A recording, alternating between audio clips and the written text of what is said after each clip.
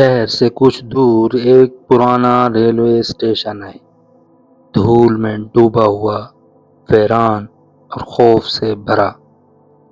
لوگ کہتے ہیں وہاں پچھلے 25 سالوں سے کوئی ٹرین نہیں رکی، مگر ہر رات 2:15 پر پٹڑیوں سے گزرنے والی ٹرین کی آواز سنائی دیتی ہے۔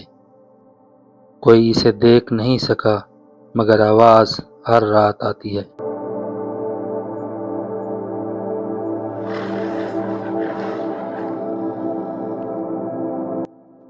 ایک نوجوان کاشف جو فری لانس بلاگر تھا، نے فیصلہ کیا کہ وہ اس پراسرار اسٹیشن کی حقیقت جاننے جائے گا۔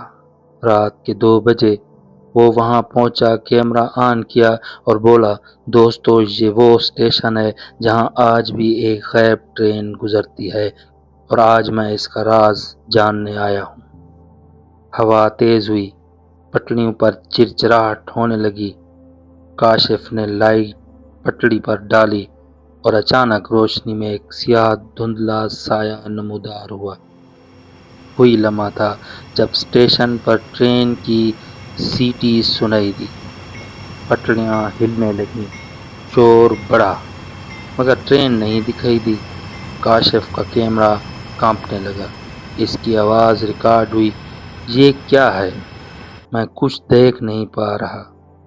پھر ایک لمحے میں سب خاموش۔ صبح جب پولیس پہنچی، کیمرہ وہیں زمین پر پڑا تھا۔ آخری فریم میں ایک ٹرین دھند میں گزرتی دکھائی دی اور اس کے آخری ڈبے میں کاشف بیٹھا تھا۔